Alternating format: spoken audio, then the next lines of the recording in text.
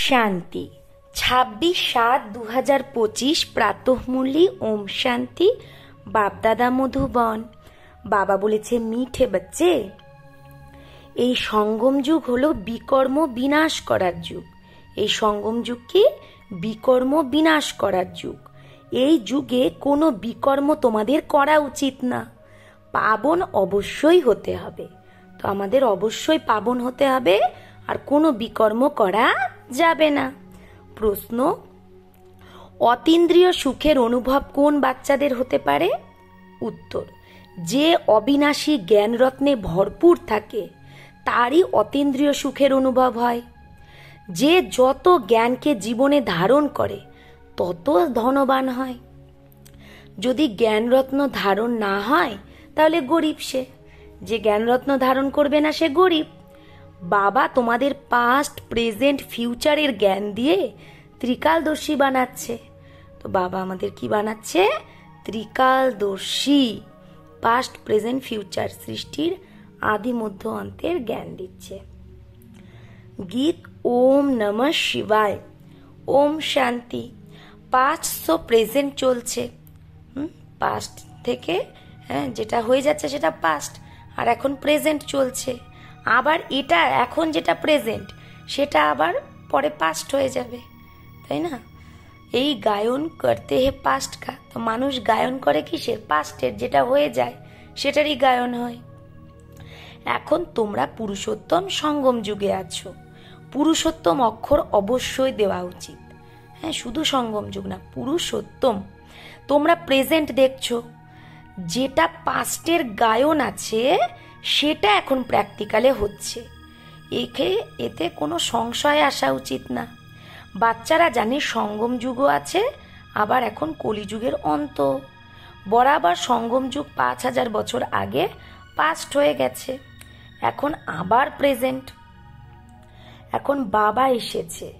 Future V বহি হোগা जो past হো গয়া। তাহলে ফিউচারও সেটাই হবে যেটা পাস্ট হয়ে গেছে। বাবা রাজযোগ শেখাচ্ছে, তারপরে সত্য যুগে আবার রাজ্য পাবো আমরা। রাজযোগ শিখেই তো রাজ্য পাবো। এখন এটা হলো সঙ্গম যুগ। এই কথা তোমাদের বাচ্চাদের ছাড়া কেউ জানে না। তোমরা প্র্যাকটিক্যালে রাজযোগ শিখছো। এটা খুব সহজ। যত ছোট বা বড় বাচ্চা আছে সবাইকে একটা কথাই মুখ্য বোঝাতে হবে, কি? যে বাবাকে ইয়াদ করো তো বিকর্ম বিনাশ হবে। তাহলে যখন বিকর্ম বিনাশী হওয়ার টাইম এখন, তাহলে এরকম কে হবে যে আবার বিকর্ম করবে? কিন্তু মায়া বিকর্ম করিয়ে দেয়। তো বোঝেও যে আমার চমাট লেগে গেছে, মায়ার ঘুষি লেগে গেছে, মায়া থাপ্পড় মেরেছে। ইসমে হামসে ইয়ে করি ভুল হয়ে গই, আমার দ্বারা এই করা ভুল হয়ে গেছে। যখন বাবাকে ডাকে যে হে পতিত পাবন এসো, এখন বাবা এসেছে পাবন বানাতে, তো পাবন হওয়া উচিত না? ঈশ্বরের হয়ে আর পতিত হওয়া উচিত না? সত্য যুগে সবাই পবিত্র ছিল, এই ভারতই পাবন ছিল। গায়ও না, ভাইসলেস ওয়ার্ল্ড আর ভিশিয়াস ওয়ার্ল্ড। ভাইসলেস মানে নির্বিকারী দুনিয়া, আর এটা বিকারী। তো দেবতারা সম্পূর্ণ নির্বিকারী, আর আমরা বিকারী, কারণ আমরা বিকারে যাই। বিকার নামই ভিশিয়াস কাহে। পতিতি ডাকে যে এসে পাবন বানা, ক্রোধী ডাকে না। বাবাই আবার ড্রামা প্ল্যান অনুসারে আসে, একটুও 19-20 হয় না, একদম সঠিক টাইমে আসে। যেটা পাস্ট হয়ে গেছিল, যে বাবা 5000 বছর আগে এসেছিল, সেটাই আবার এখন প্রেজেন্টে হচ্ছে। পাস্ট, প্রেজেন্ট, ফিউচারকে জানা তাকেই বলা হয় ত্রিকালদর্শী। এটা মনে রাখতে হবে। এটা খুব মেহনতের কথা, ঘড়ি ঘড়ি ভুলে যায়। না হলে তোমাদের বাচ্চাদের কত অতীন্দ্রিয় সুখ থাকা উচিত। তোমরা এখানে অবিনাশী জ্ঞান ধনের দ্বারা অনেক অনেক সাহুকার হচ্ছ। জিতনি জিসকি ধারণা হে, যার যত ধারণা সে তত সাহুকার হচ্ছে। কিন্তু নতুন দুনিয়ার জন্য, এই দুনিয়া সাহুকার না, নতুন দুনিয়ার জন্য হ্যাঁ সে তত সাহুকার হবে। তোমরা জানো আমরা যা কিছু করছি সেটা ফর ফিউচার, নতুন দুনিয়ার জন্য। কারণ বাবা আসে নতুন দুনিয়া স্থাপনা করতে আর পুরানো দুনিয়ার বিনাশ করতে। হুবহু কল্প আগের মতোই সব হবে। তোমরা বাচ্চারাও সব দেখবে। ন্যাচারাল ক্যালামিটিস, প্রাকৃতিক বিপর্যয়ও হবে, আর্থকোয়েক হবে আর সব শেষ, ভূমিকম্প হবে আর শেষ। ভারতে কত ভূমিকম্প হবে, আমরা তো বলি এগুলো তো হবেই, কল্প আগেও হয়েছিল, তবেই তো বলে সোনার দাড়িকা নিচে চলে গেছিল। বাচ্চাদের এটা ভালোভাবে বুদ্ধিতে বসানো উচিত যে আমরা 5,000 বছর আগেও এই নলেজ নিয়েছিলাম, এতে একটুও পার্থক্য হয় না। বাবা 5,000 বছর আগেও তোমার থেকে আমরা বর্ষা নিয়েছিলাম, আমরা অনেকবার তোমার থেকে বর্ষা নিয়েছি, তো তার গিনতি হয় না। কত বর্ষা নিয়েছে সেটা তো গোনা যায় না। কতবার তোমরা বিশ্বের মালিক হও, আবার ফকির হও।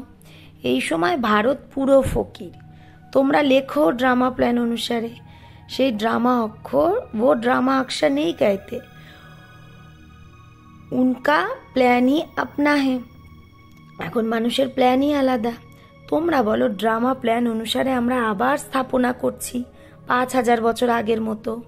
কল্প আগে যে যা কর্তব্য করেছিল সেটা এখন আবার শ্রীমত দ্বারা বাবা করছে। আমরা শ্রীমত দ্বারাই তো আমরা করছি না, শ্রীমত দ্বারাই শক্তি নিচ্ছি। শিব শক্তি নামও আছে না আমাদের, তো তোমরা হলে শিব শক্তি দেবী, যাদের মন্দিরেও পূজন হয়। তোমরা দেবীরাই আবার বিশ্বের রাজ্য পাও।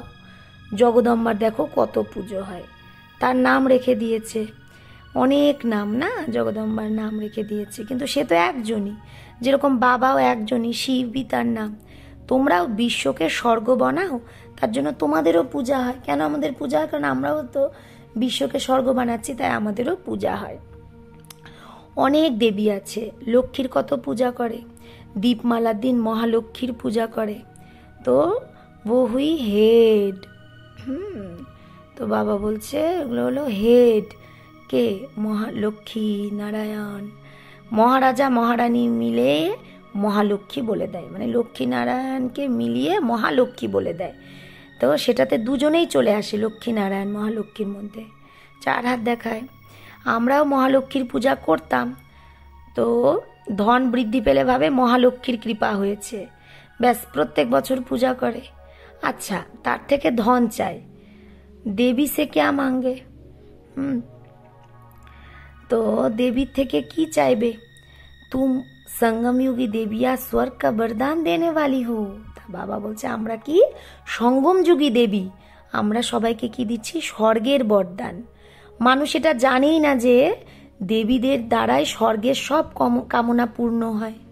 তোমরা দেবী না, আমরা দেবী। মানুষকে তোমরা জ্ঞান দান করো, যার দ্বারা সব কামনা পূর্ণ করে দেতি হো, তাদের সব কামনা পূর্ণ করে দাও। তো বিমারি আদি হলে দেবীদের বলে না ঠিক করো, রক্ষা করো। অনেক প্রকারের দেবী আছে। তোমরা হলে সঙ্গম যুগের শিব শক্তি দেবী, তোমরাই স্বর্গের বরদান দাও।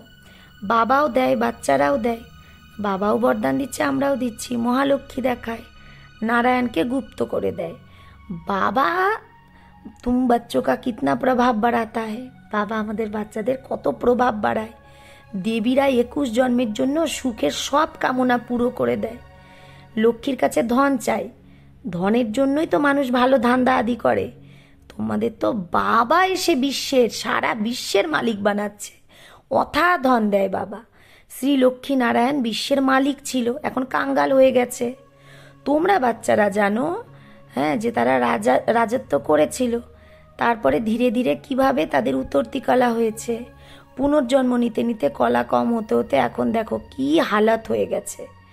এটাও নতুন কথা না, প্রত্যেক 5,000 বছর পর পরই এ চক্র ঘুরতে থাকে।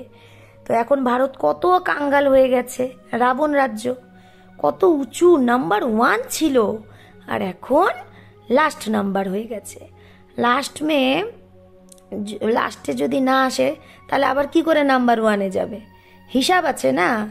তো যদি একদম ধৈর্য সহকারে বিচার সাগর মন্থন করো, তাহলে আপেই সব কথা বুদ্ধিতে চলে আসবে। কত মিষ্টি মিষ্টি কথা এগুলো।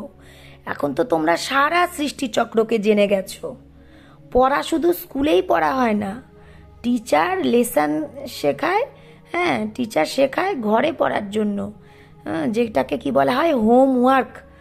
বাবাও তোমাদের ঘরের জন্য পড়া দেয়, যে দিনে ভালে ধান্দা আদি করো, শরীর নির্বাহের জন্য তো কর্ম করতেই হবে।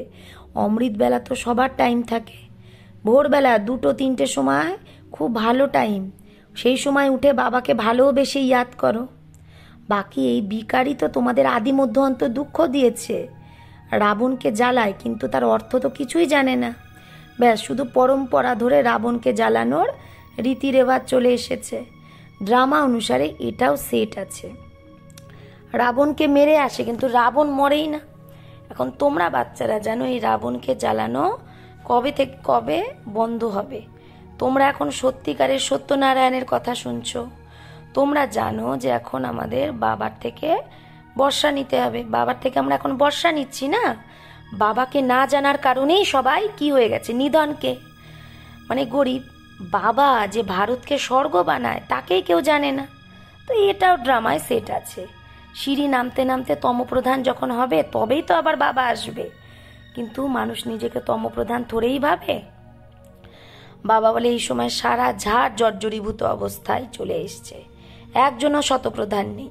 শতপ্রধান হয় শান্তিধাম আর সুখধামে, এখন তো হলো তমপ্রধান। বাবাই এসে তোমাদের বাচ্চাদের অজ্ঞান নিদ্রা থেকে জাগায়, তোমরা আবার অন্যকে জাগাও। তো তারা জাগতে থাকে। যেরকম মানুষ মারা গেলে তার প্রদীপ জ্বালায় যে যাতে আলোতে আসে। এখন এটা তো হলো ঘোর অন্ধকার, আত্মা তো বাপস নিজের ঘরে যেতে পারবে না। ভালে দিল হয় আত্মার যে দুঃখ থেকে যেন আমি মুক্ত হয়ে যাই, কিন্তু একজনও মুক্ত হতে পারবে না যতক্ষণ না বাবা এসে নিয়ে যাবে। যে বাচ্চাদের পুরুষোত্তম সঙ্গম যুগের স্মৃতি থাকে সে জ্ঞান রত্নের দান করা ছাড়া থাকতেই পারবে না। যেরকম মানুষ পুরুষোত্তম মাসে অনেক দান পুণ্য করে, সেরকম এই পুরুষোত্তম সঙ্গম যুগে তোমাদের জ্ঞান রত্নের দান করতে হবে। এটাও বোঝো যে স্বয়ং পরমপিতা পরমাত্মা পড়াচ্ছে, এটা শ্রীকৃষ্ণের কথা না। শ্রীকৃষ্ণ তো সত্য যুগের প্রথম প্রিন্স, তাহলে তো সে আবার পুনর্জন্ম নেয় না। বাবা পাস্ট প্রেজেন্ট ফিউচারের রহস্য বোঝায়। তোমরা ত্রিকালদর্শী হও, আর কেউ ত্রিকালদর্শী বানাতে পারে না বাবা ছাড়া। তো সৃষ্টির আদি মধ্য অন্তের জ্ঞান বাবারই আছে, তাকেই জ্ঞানের সাগর বলা হয়। তো উঁচু থেকে উঁচু ভগবানই গাওয়া হয়, সেই রচয়িতা। হেভেনলি গডফাদার অক্ষর বড় ক্লিয়ার, হেভেন স্থাপন করে। তো শিব জয়ন্তীও মানায়, কিন্তু সে কবে আসে কি করে এগুলো কিচ্ছু জানে না। তো জয়ন্তীর অর্থই কেউ জানে না, তাহলে শিব জয়ন্তী মানিয়ে কি করবে? তো এগুলো ড্রামায় সব আছে। এই সময় তোমরা বাচ্চারা ড্রামার আদি মধ্য অন্তকে জানো, তারপরে কিন্তু আর জানবে না। তারপরে যখন আবার বাবা আসবে 5000 বছর পর, তখন আবার জানবে। তো এখন তোমাদের স্মৃতি এসেছে 84 চক্র কি করে ঘোরে, ভক্তিমার্গে কি আছে। তার ভক্তির দ্বারা তো কিছুই পাওয়া যায় না, কত ভক্তরা ভিড়ে ধাক্কা খেতে যায়। বাবা তোমাদের সেগুলো থেকে ছাড়িয়ে দিয়েছে। এখন তোমরা জানো আমরা শ্রীমতে আবার ভারতকে শ্রেষ্ঠ বানাচ্ছি। শ্রীমতের দ্বারাই শ্রেষ্ঠ হও, শ্রীমত সঙ্গমেই পাওয়া যায়। তোমরা যথার্থ রীতি জানো যে আমরা কে ছিলাম, আবার কিভাবে এই দেবতা হব। আবার পুরুষার্থ করছো। পুরুষার্থ করতে করতে বাচ্চারা যদি ফেল হয়ে যায়, তাহলে বাবাকে সমাচার দাও, বাবা সাবধানী দেবে যেন তুমি আবার খাড়া হয়ে যাও। কখনো ফেলিয়ার হয়ে বসে যাওয়া উচিত না। মনে করো ফেল করে গেছো, তুমি কোনো খারাপ কাজ করেছো, তো বাবা বলছে তুমি বসে যেও না, আবার খাড়া হয়ে যাও, ওষুধ নাও। সার্জেন তো বসে আছে না, তাকে বলো। বাবা বোঝায় 5 তলা থেকে পড়লে আর 2 তলা থেকে পড়ার মধ্যে পার্থক্য আছে না। 5 তলা থেকে পড়া মানে বাবা বললো কাম বিকার হলো 5 তলা। মানে কাম বিকারে গেলে তুমি আগলে হাড় মানে 5 বিকার 5 তলা থেকে পড়ে যাবে, মানে হাড় গোড় সব ভেঙে যাবে। তাই বাবা বলে কাম মহাশত্রু। এই কামই তো তোমাকে পতিত বানিয়েছে, এখন পাবন হও। পতিত পাবন বাবাই এসে পাবন বানায়, তো নিশ্চয় সঙ্গমেই বানাবে। কলিযুগ অন্ত আর সত্যযুগ আদির এটা হলো সঙ্গম। বাচ্চারা জানে বাবা এখন কলম লাগাচ্ছে, তারপর পুরো ঝাড় এখানে বাড়বে, ব্রাহ্মণের ঝাড় বাড়বে, তারপরে সূর্যবংশী চন্দ্রবংশীতে গিয়ে আবার সুখ ভোগ করবে। যারা এখানে ব্রাহ্মণ হবে তারাই তো সূর্যবংশী চন্দ্রবংশীতে যাবে। কত সহজ বোঝানো হয়। আচ্ছা, মুরলি যদি না পাও তো বাবাকে ইয়াদ করো, এইটা বুদ্ধিতে পাক্কা করো যে শিব বাবা ব্রহ্মা তন্দ্বারা আমাদের বলছে যে আমাকে ইয়াদ করো তো বিষ্ণু ঘরানায় চলে যাবে। সারা ব্যাপারটাই পুরুষার্থের ওপর। কল্পে কল্পে যে পুরুষার্থ করেছে সেটাই আবার চলবে। আধা কল্প দেহ অভিমানী হয়েছ, এখন দেহি অভিমানী হওয়ার পুরো পুরুষার্থ করো। এটাতেই তো মেহনত। পড়াটা তো খুব সহজ, মুখ্য হলো পাবন হওয়ার কথা। বাবাকে ভোলা এটা তো খুব বড় ভুল। দেহ অভিমানে আসলেই ভুলে যাও। শরীর নির্বাহের জন্য ধান্দা দি ভালে 8 ঘন্টা করো, বাকি 8 ঘন্টা ইয়াদে থাকার জন্য পুরুষার্থ করতে হবে। তো বাবা বলছে শরীর নির্বাহের জন্য ধান্দা দি ভালে 8 ঘন্টা করো, বাকি 8 ঘন্টা ইয়াদে থাকার পুরুষার্থ করতে হবে। সেই অবস্থা তাড়াতাড়ি হবে না। অন্তে যখন এই অবস্থা হবে, মানে একদম পুরো ইয়াদেই থাকবে, তখনই বিনাশ হবে। কর্মাতীত অবস্থা হলে তাহলে তো এই শরীরটা আর এই শরীরে আর তুমি থাকতেই পারবে না। তখন এই শরীরটাও ছাড়তে হবে, কারণ আত্মা পবিত্র হয়ে যায়। যখন নাম্বারবার তোমরা কর্মাতীত অবস্থায় পৌঁছে যাবে তখনই লড়াই শুরু হবে। আর ততক্ষণ রিহার্সাল হতে থাকবে, ততদিন অবধি যতক্ষণ না আমরা কর্মাতীত হচ্ছি। अच्छा, मीठे मीठे सिकिलाते बच्चों प्रति माता पिता बाप दादा का याद प्यार और गुड मॉर्निंग। रूहानी बाप की रूहानी बच्चों को नमस्ते। हम रूहानी बच्चों की रूहानी माता पिता बाप दादा को याद प्यार गुड मॉर्निंग और नमस्ते नमस्ते नमस्ते। शुक्रिया बाबा, आपको लाख लाख शुक्रिया। धारणा 1, এই পুরুষোত্তম মাসে অবিনাশী জ্ঞান রত্নের দান করতে হবে। অমৃত বেলায় উঠে বিচার সাগর মন্থন করতে হবে। শ্রীমতে শরীর নির্বাহ করে বাবা যে হোমওয়ার্ক দিয়েছে সেটা অবশ্যই করতে হবে। বাবা বলছে শ্রীমতে শরীর নির্বাহ করা সত্ত্বেও বাবা যে হোমওয়ার্ক দিয়েছে সেটা করতে হবে। 2, পুরুষার্থে কখনো ক্লান্ত হলে চলবে না। আর যদি পুরুষার্থে কখনো কোনো রুকাবাট আসে, কোনো বাধা আসে, কোনো বিঘ্ন আসে, তাহলে বাবাকে সমাচার দিয়ে শ্রীমত নিতে হবে। সার্জেনকে সব শোনাতে হবে। বিকর্ম বিনাশ করার সময় কোনো বিকর্ম করা যাবে না। বরদান, অখণ্ড যোগের বিধি দ্বারা অখণ্ড পূজ্য যে হয় সেই শ্রেষ্ঠ মহান আত্মা ভব। অখণ্ড যোগের বিধি দ্বারা যে অখণ্ড পূজ্য হয় সেই শ্রেষ্ঠ মহান আত্মা ভব। আজকাল যে মহান আত্মা যাদের বলা হয় তাদের নাম অখণ্ডানন্দ আদি রাখে, কিন্তু সবার মধ্যে অখণ্ড স্বরূপ তো তোমরা। আনন্দেও অখণ্ড, সুখেও অখণ্ড। শুধু সঙ্গ দোষে এসো না। অন্যের অবগুণ দেখে শুনে ডোন্ট কেয়ার করো, তো এই বিশেষতার দ্বারা অখণ্ড যোগী হয়ে যাবে। যে অখণ্ড যোগী সেই অখণ্ড পূজ্য হয়। তো তোমরা এইরকম মহান আত্মা যারা আধাকল্প নিজেও পূজ্য স্বরূপে থাকো, আর আধাকল্প তোমাদের জড়চিত্রেরও পূজন হয়। স্লোগান, দিব্য বুদ্ধি সাইলেন্সের শক্তির আধার। তো সাইলেন্সের শক্তির আধার কি? দিব্য বুদ্ধি, অব্যক্ত ইশারা। যে নিজের সূক্ষ্ম শক্তি মানে মন বুদ্ধিকে হ্যান্ডেল করতে পারে, সে অন্যকেও হ্যান্ডেল করতে পারে। তাই নিজের উপর কন্ট্রোলিং পাওয়ার, রুলিং পাওয়ার যদি থাকে তো এটাই যথার্থ হ্যান্ডেলিং পাওয়ার হয়ে যায়। চাহে অজ্ঞানী আত্মাদের সেবা দ্বারা হ্যান্ডেল করো, চাহে ব্রাহ্মণ পরিবারের স্নেহ সম্পন্ন, সন্তুষ্টতা সম্পন্ন ব্যবহার করো, তো দুটোতেই সফল হয়ে যাবে। তাহলে দুটোতেই কি হবে? সফল হয়ে যাবে। আচ্ছা, ওম শান্তি। ওম